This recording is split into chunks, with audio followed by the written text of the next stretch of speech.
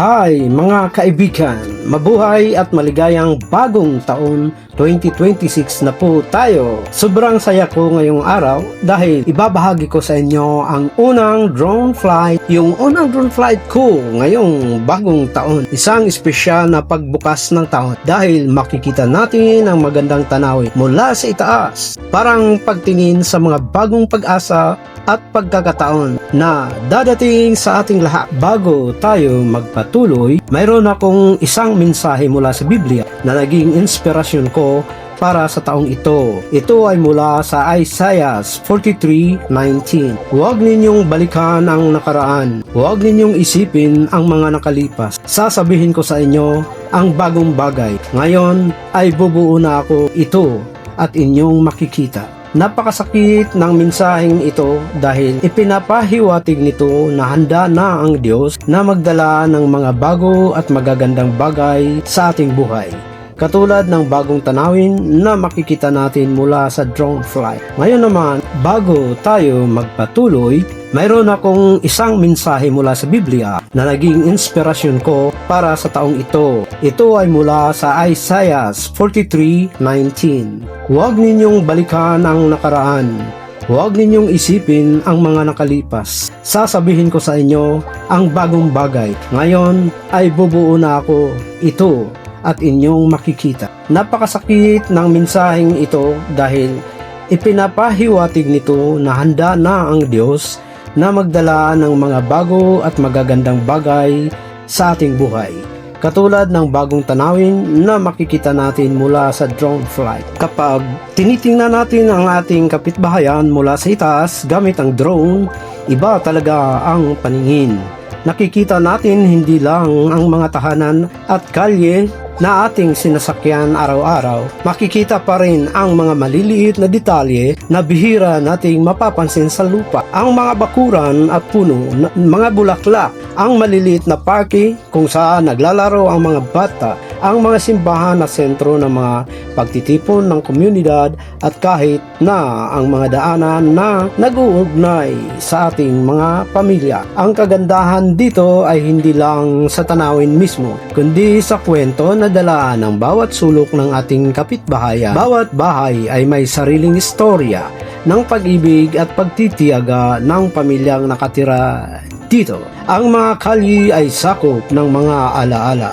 Mula sa mga paglalakad kasama ang mga kaibigan hanggang sa mga pesta at pagdiriwang na sama-sama nating dinadaanan. At ito ang kagandahan ng unang drone flight na ito ngayong 2026. Ito ay para ipakita ng ating komunidad ay isang espesyal na lugar na dapat nating pahahalagahan mula sa itaas. Makikita natin gaano tayo magkakapit, paano tayo nagtutulungan bilang isang pamilya ng kapitbahay, at kung gaano karaming pagkakataon ang naghihintay para lawakin pa natin ang pagkakaisa at kagandahan ng lugar na tinatawag nating tahanan. Isang magandang paalala rito na habang tayo'y umaasang makapunta sa malalayong lugar para makakita ng kagandahan, hindi ang pinakamagandang tanawin at pinakamahalagang bahagi ang ating buhay ay nasa mismong ating kapitbahayan. Hinihintay lang na tingnan natin ito sa ibang paraan. At hindi lamang ito para sa kasalukuyan. Ang drone flight na ito ay may espesyal na kahalagahan bilang talaan na magiging sanggunian natin sa hinaharap. Kapag tinitingnan natin ito muli, nakalipas ng ilang taon, makikita natin kung paano nagbago ang ating kapitbahayan. Mga bagong bahay na itinayo, mga batang dati naglalaro sa parke na ngayon ay malalaki na. Mga lugar na hindi payak lamang ngunit ngayon ay puno na ng bagong pag-asa. Makakapagbalik tanaw tayo kung paano nagmula ang taong 2026 na puno ng pag-asa at paano tayo magtutulungan para gawing mas maganda ang ating komunidad. Ito rin ang magiging patunay na noong panahong ito, binigyang kahalaga natin ang mga bagay na totoong ngang mahalaga, ang ating tahanan, ang ating kapitbahay, at ang ugnayan na nagbubuklod sa atin. Sa hinaharap, maaari pa nating ipakita ito sa susunod na henerasyon para malaman nila kung paano nagsimula ang lahat at para bigyan sila ng inspirasyon na magpatuloy at pag-aalaga sa ating komunidad. Isang simpleng larawan o video mula sa itaas, ngunit may lakas na ito ay nagdadala ng alaala, magbigay ng direksyon at patunay na ang ating lugar ay puno ng buhay at kwentong dapat tandaan kapag tinitingnan natin ang mga subdivision mula sa itaas gamit ang drone. Sila ay magkakaugnay na mga bahagi ng isang mas malaking komunidad. Makikita natin na hindi sila hiwalay na mga lugar, bagkus mula sa isang subdivision patungo sa madaling makarating ang mga tao para sa trabaho. Ang mga pangunahing kalsada at daanan ay nagsisilbing ugnayan na nagdudugtong sa bawat subdivision. Isa pa, pag-aaral o pagbisita sa mga kaibigan at kamag-anak at mga pampublikong parke ay nagsisilbing pamamagitan, paralan, simbahan, maging ang mga karaniwang pasilidad tulad ng palengke na nagbubuklod sa bawat isa sa lahat ng mga subdivision. Dito tayo nagkikita, nagtutulungan at nagbabahagi ng mga kwento may sariling at mga pagpapel sa komunidad.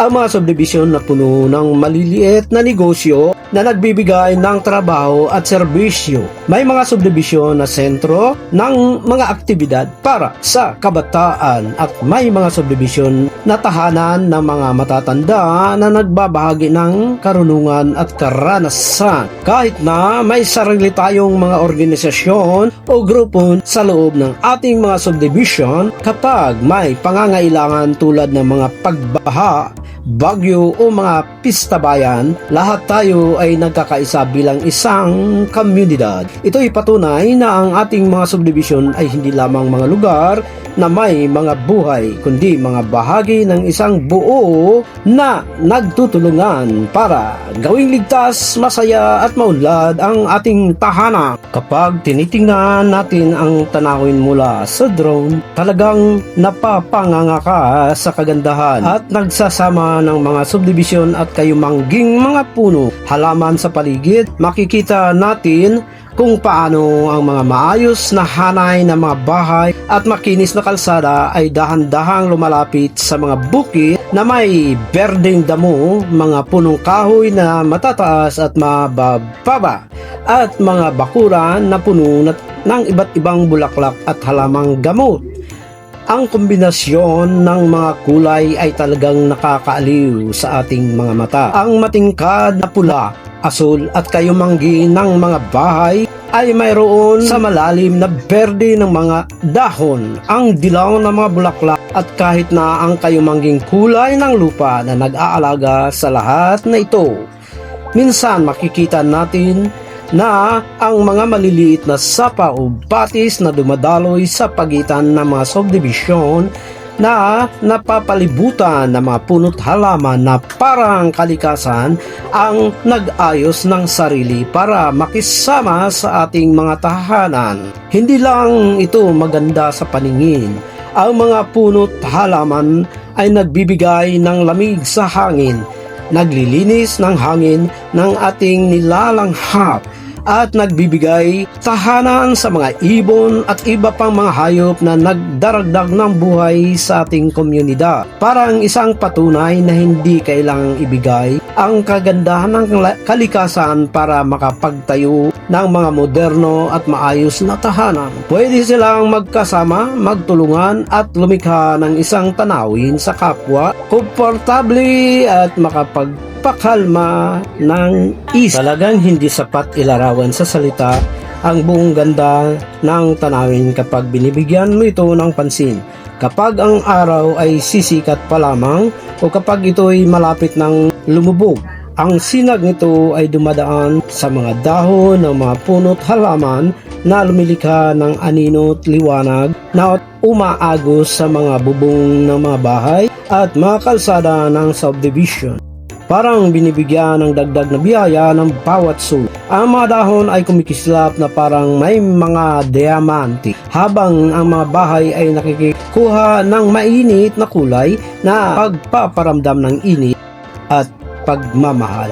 Makikita rin natin kung paano ang mga taniman ay nagkakaisa para lumikha ng mga maliliit at berdeng daanan sa pagitan ng mga bahay, mga daanan na minsan ay ginagamit ng mga kapitbahay para maglakad-lakad, mag-usap-usap o minsan ay magtanim ng mga bagong halaman kasama ang mga bata. Mga bakuran na dati walang laman ay ngayon ay puno ng mga puno ng prutas tulad ng mangga, saging at bayabas. At hindi lang nagdadagdag ng ganda kundi nagbibigay pa ng pagkain para sa buong pamilya at kahit na para ibahagi sa kapitbahay. At hindi lang ito tungkol sa mga tanawin, ang mga kayumangging halaman ay nagdudulot din ng tahimik na kalinawan sa ating isip.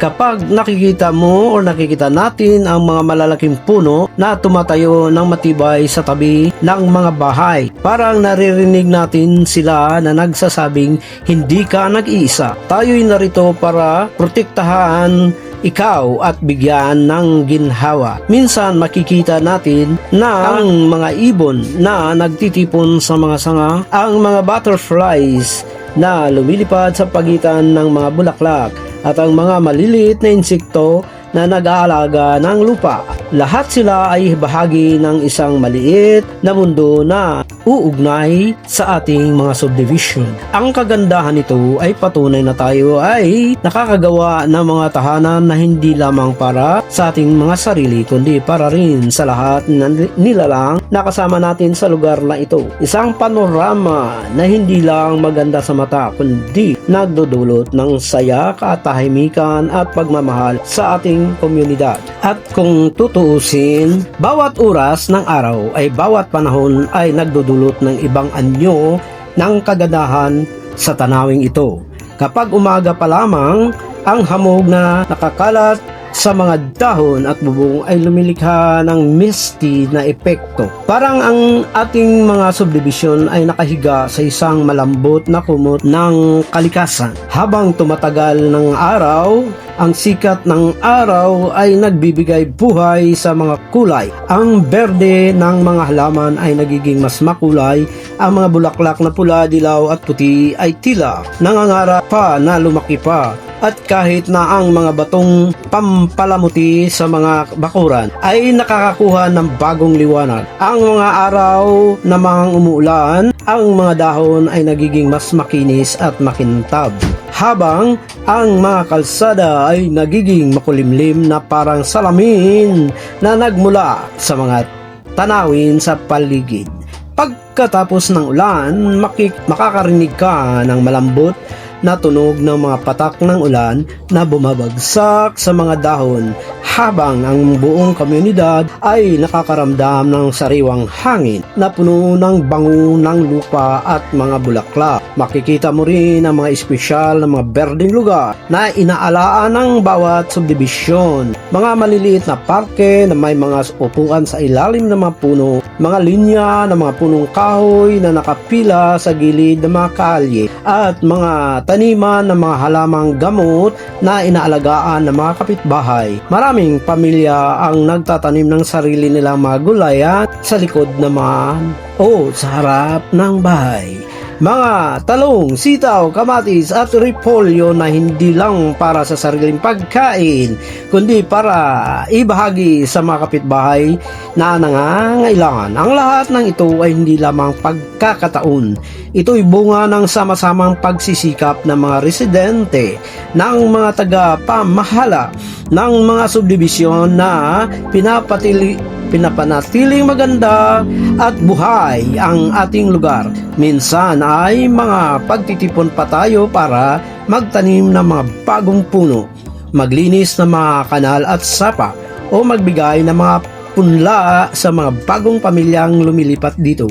Sa ganitong paraan, ang kagandahan ng ating punong halaman ay nagiging dahilan para magkita-kita at magtutulungan ang mga tao Parang sa kalikasan mismo ay nagbubuklod sa ating bilang isang komunidad.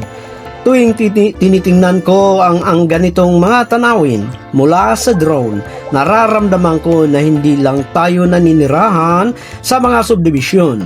Tayo'y bahagi ng isang buhay na sistema kung saan ang galing ng tao at ang kabutihan ng kalikasan ay nagtutulungan para lumikha ng isang tahanan na puno ng pag-asa, pag-ibig at kagandahan.